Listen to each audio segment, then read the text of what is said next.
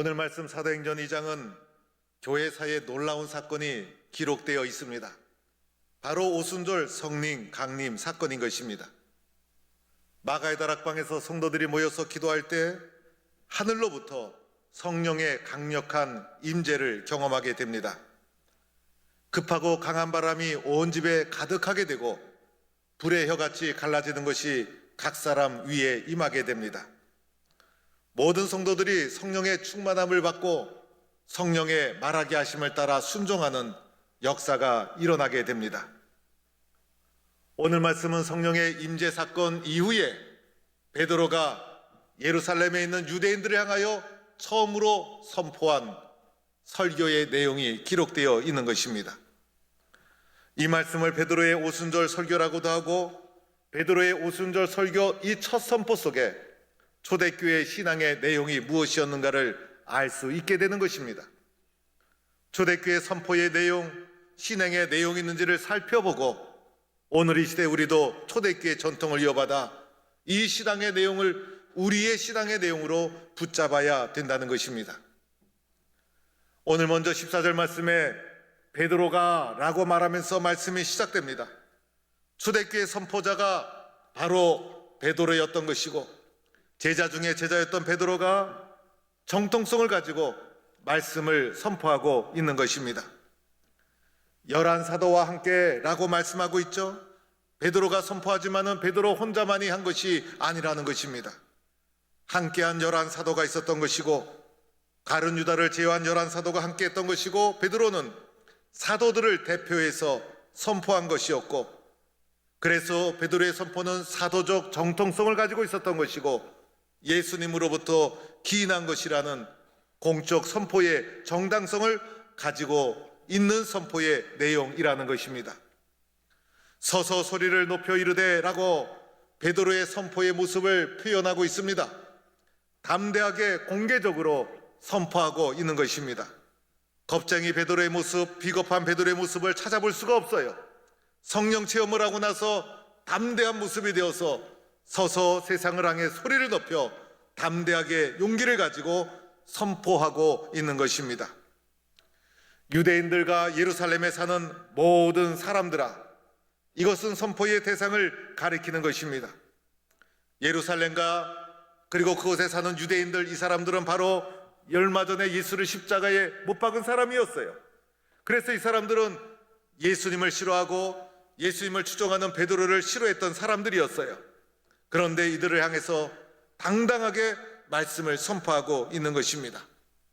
이 일을 너희로 알게 할 것이니 내 말에 귀를 기울이라 라고 하면서 이제부터 선포하는 말씀에 귀를 기울여 경청할 것을 촉구하면서 당당하게 말씀을 선포하며 설교가 시작되고 있는 것입니다. 우리가 알다시피 베드로는 어부 출신이요 갈릴리 촌 사람이었어요.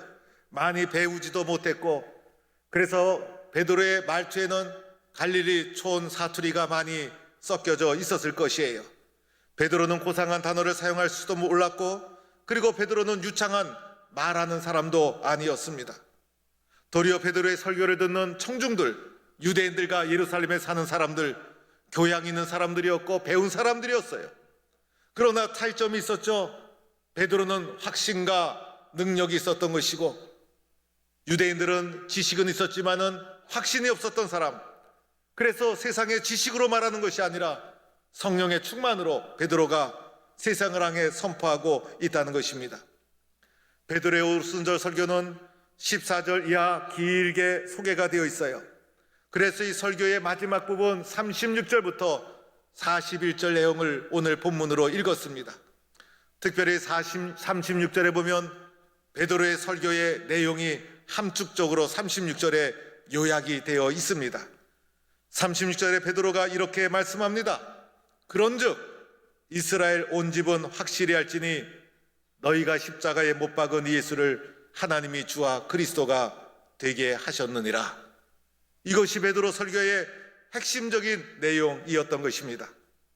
베드로가 선포한 내용을 한마디로 말하면 십자가와 부활이었어요. 베드로가 선포한 내용을 보면 십자가와 부활을 선포하며 그로 인해서 십자가에 못 박은 예수가 그리스도가 되신다는 것이 베드로 선포의 핵심이었다는 것입니다. 오늘 36절에도 보면 너희가 십자가에 못 박은 예수, 너희가 십자가에 못 박은 예수라고 하면서 예수님의 십자가를 증거하고 있습니다. 여러분, 죄도 없으신 예수님이 세상의 온갖 죄를 다 뒤집어 씌우고 십자가에 못 박혀 죽으신 것이에요. 십자가에 못 박히는 과정 속에 세상의 온갖 조롱, 세상의 온갖 비난, 세상의 온갖 배척을 다 받으시고 심지어는 십자가에 사형 선고를 받고 못 박혀 죽으신 분이 예수님이었다는 것입니다. 사람 속에 얼마나 사악한 죄성이 담겨져 있는지, 사람처럼 못되고 사악한 존재가 어디에 있을까? 오늘도 이 세상에서 벌어지는 상상할 수도 없는 끔찍한 일들을 생각해 보면 사람들이 얼마나 사악한 존재인가를 알 수가 있습니다. 사람 속에는 이기적인 욕심과 죄성이 뿌리 깊이 놓여져 있어요. 자기중심적인 교만한 죄악이 우리 심령 속에 깊이 뿌리 내려져 있다는 것입니다. 그래서 사람은 자기만을 사랑하는 존재인 것이에요. 자기 죄를 보지 못하고 자기 속에 있는 죄악을 보지 못하고 도리어 자기 속에서 분출되는 죄악을 다른 사람에게 전가시킵니다. 예수님께 전가시킨 것이고 예수님의 십자가는 모든 사람의 죄의 결과를 짊어지신 것이었어요. 그래서 예수님은 십자가에 못 박히셔서 다른 사람의 죄의 값을 짊어지시고 십자가에서 죽으셨던 것입니다. 우리 속에 있는 죄가 예수님을 십자가에 못 박은 것이었어요. 이렇게 예수님은 우리 대신 죄인이 되어서 십자가에 못 박혀 죽으신 예수님의 십자가를 베드로가 그들에게 증거하고 있다는 것입니다. 이어지는 말씀을 보니 십자가에 못 박인 이 예수를, 십자가에 못 박혀 죽은 이 예수를 하나님이 다시 살리시고 그분이 주와 그리스도가 되신다는 것이었습니다.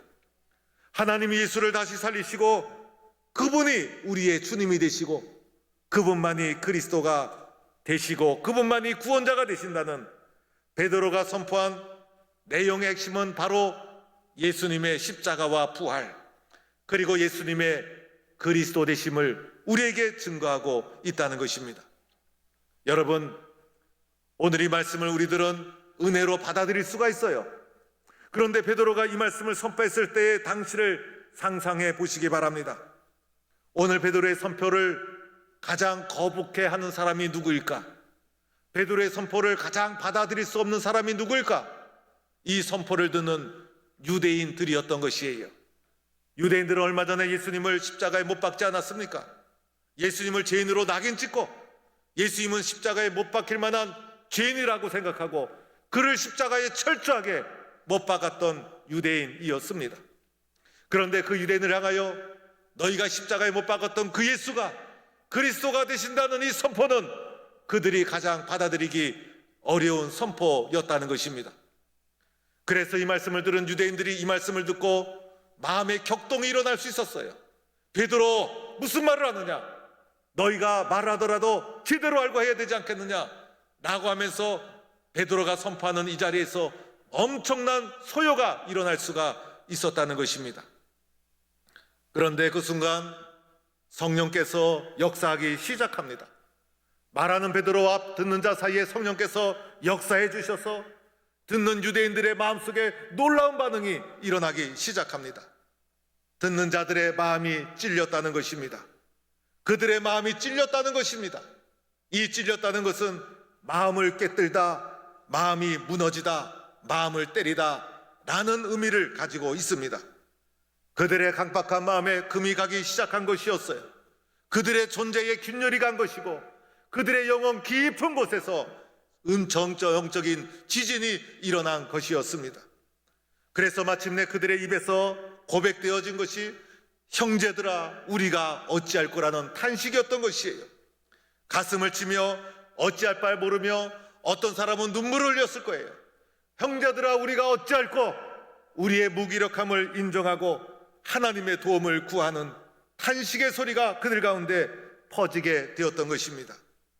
여러분, 이 탄식의 소리가 우리 가운데 일어나야 되는 것이에요. 복음 앞에 설 때마다, 십자가 앞에 설 때마다 우리는 마음이 늘 찔려야 되는 것이에요. 그래서 우리 마음속에 하나님, 우리가 어찌해야 됩니까? 탄식의 소리가 우리 심령 깊은 곳에서 울려 나와야 되는 것입니다. 말씀 앞에 설 때마다, 예수님 앞에 설 때마다, 십자가 앞에 설 때마다 주님, 나는 죄인입니다. 나는 못 쓸 사람입니다. 나는 용서받지 못할 존재입니다. 나의 연약함과 무기력함을 인정하며 주님 앞에 오늘도 탄식해야 되는 것입니다. 주님의 사랑을 받고 있음에도 불구하고 예수 믿는 사람으로 올바른 믿음의 길을 걷지 못한 나 자신의 연약함을 보면서 하나님 앞에 탄식해야 합니다. 십자가 앞에 설 때마다 예수님을 십자가에 못 박은 사람은 바로 접니다라는 고백이 나와야 된다는 것입니다. 이런 사람이 바로 예수 믿는 사람이라 할 수가 있는 것입니다. 저는 지난 주간에 성도들에게 전화 신방을 하면서 권사님과 통화를 하게 되었어요. 통화 말미에 권사님께 물어보았어요. 영상 예배는 잘 드리고 있는지요? 영상 예배 드리는 상황을 확인하고 싶었던 것입니다. 그러자 권사님이 이렇게 대답을 했습니다. 목사님, 주일이 되면 저희들은 씻고 옷을 입고 양복을 입고 넥타이를 메고 예배당에 가는 심정으로 TV 앞에 앉습니다. 성경책을 앞에 두고 예배당에서 예배 드리는 것과 똑같이 예배 드립니다.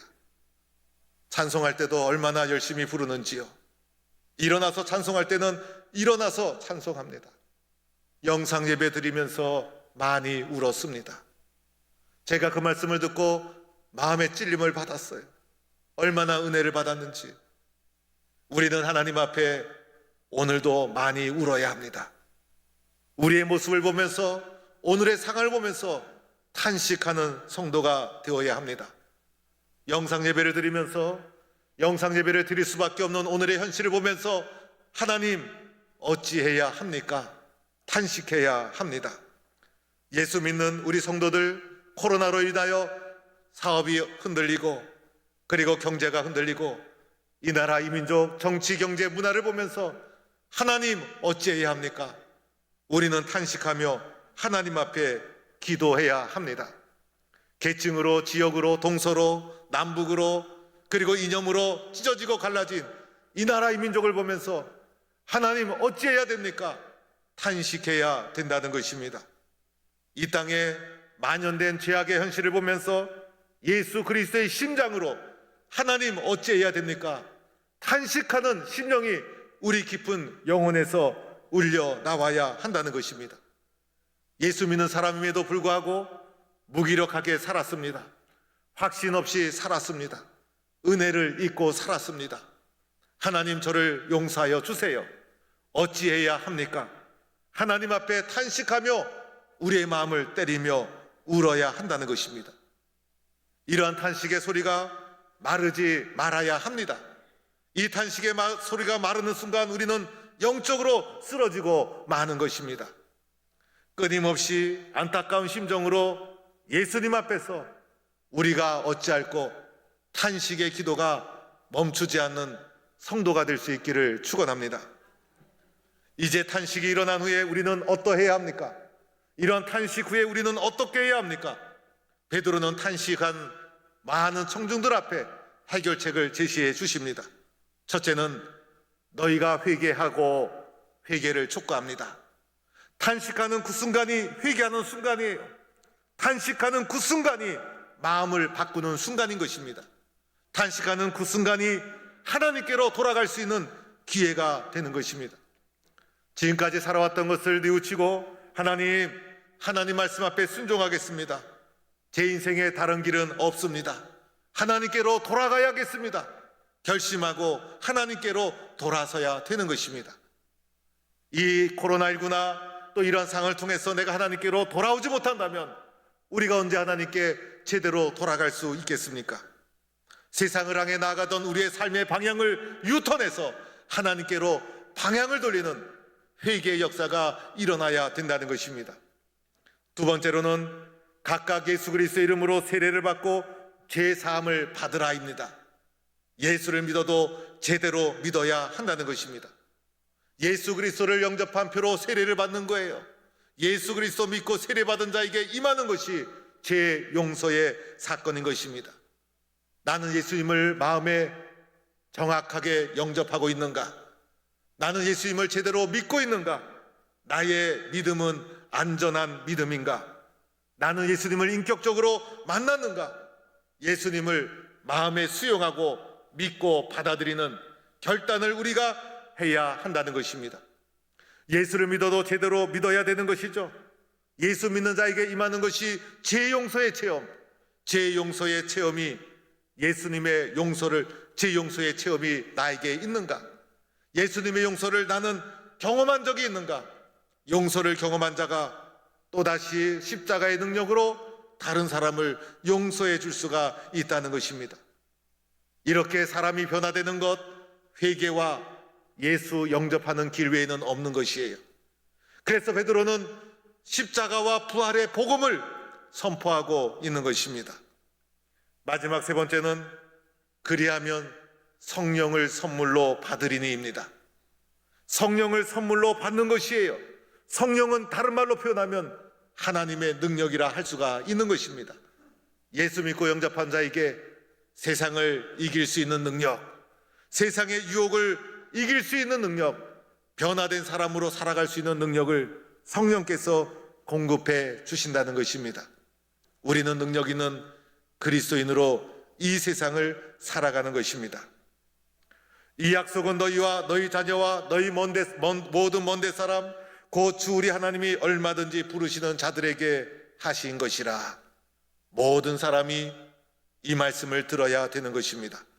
모든 사람에게 하나님은 복음을 증거하고 선포하고 있는 것입니다. 지난주에 집사님 한 분이 자녀를 대학에 보내면서 걱정을 했어요. 목사님, 자녀가 대학에 가고 나면 제일 염려스러운 것은 혹시 대학에서 신천지에 유혹을 받을까 봐 걱정입니다. 그래서 제가 이렇게 말했습니다. 대학에 가면 선교단체 좋은 것도 있습니다. 그리고 이상한 사이비 단체도 많이 있어서 대학교 다니면서 한두 번 유혹을 다 받게 됩니다. 그런데 가장 건강하게 안전하게 신앙생활하는 길이 있습니다. 그것은 공교회 중심으로 신앙생활을 하는 것입니다. 건강한 교회를 잘 선택해서 교회 중심으로 신앙생활하면 아무 지장 없습니다.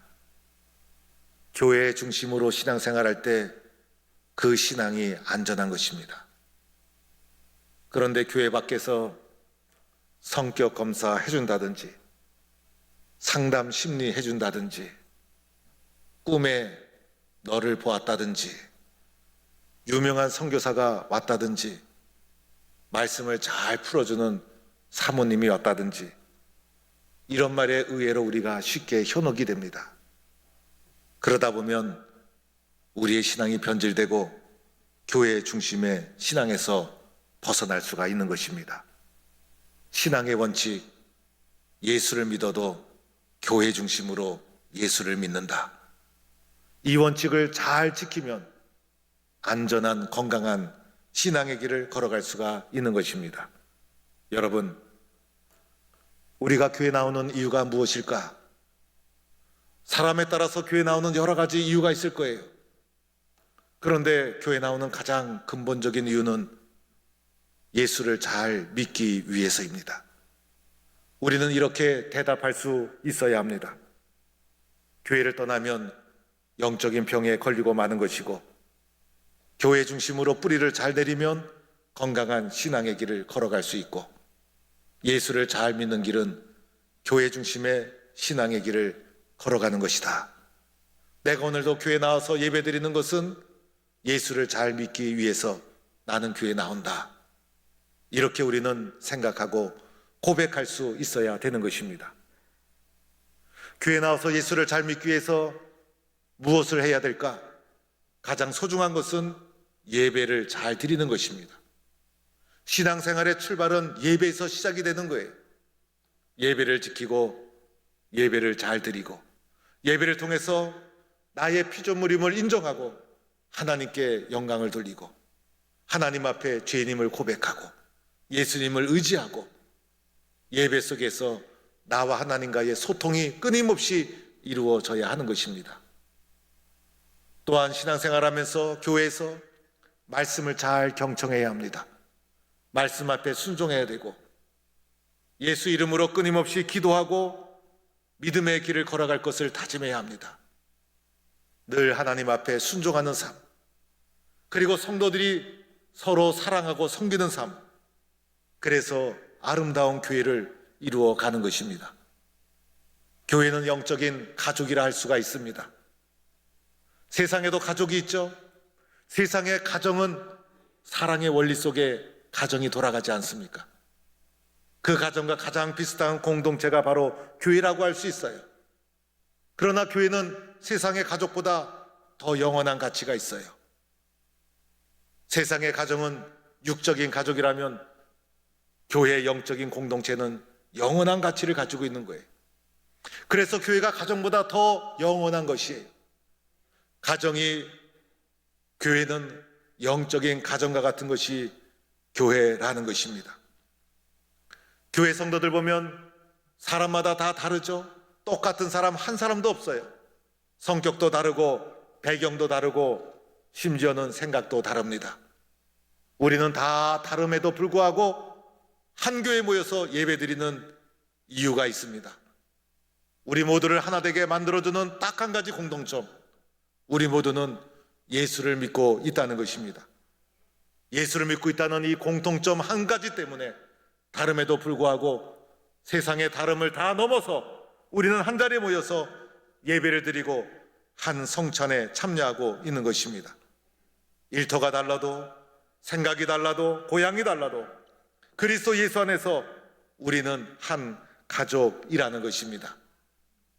지난번 총선을 앞에 두고 정치적 관심이 높았을 때 어떤 성도님이 저에게 오셔서 정치 이야기를 하지 않는 것에 대해서 저에게 말씀을 한 적이 있었어요. 나라를 위해서 교회가 나서야 된다고 말씀하시면서 자기 입장을 저에게 말씀하시면서 교회가 그렇게 해야 된다고 요청한 적이 있었어요. 제가 가만히 들어보니 그분의 주관적인 판단이었어요. 그리고 신앙적인 행위라기보다도 이념적인 활동에 가까운 것이었어요. 저는 그렇게 할 수가 없었어요. 제가 어떤 말을 하던 현실 정치에 대해서 말을 하게 되면 그 순간부터 성도들 마음이 갈라지기 시작할 것입니다. 제가 믿는 당은 딱 하나가 있어요. 바로 예배당입니다. 예배당 외에는 제가 할 말이 없어요. 이 강단은 말씀을 선포하기 위해서 하나님께서 저에게 맡겨주신 강단인 것입니다. 저는 어떤 정치적 행위도 할 수가 없는 것입니다.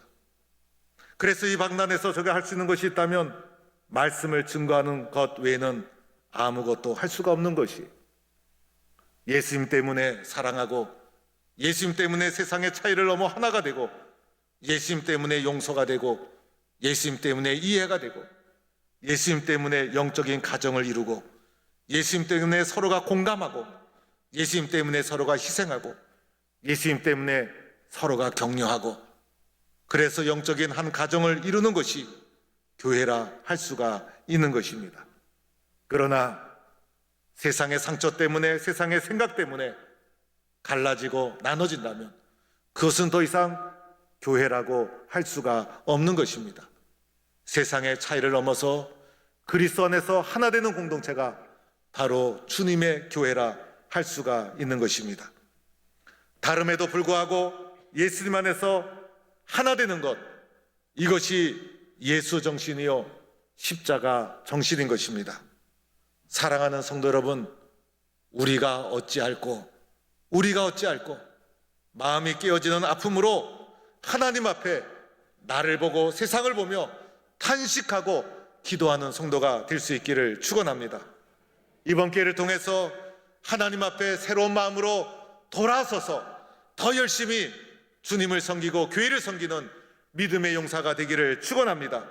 예수 그리스도의 십자가와 부활, 예수님 안에서 생각이 다르고 환경이 달라도 그리스도 안에서 한 가정을 이루어 한 마음으로 선교적 사명을 이루어가는 포항 동북교회가 되기를 주의 이름으로 간절히 축원합니다.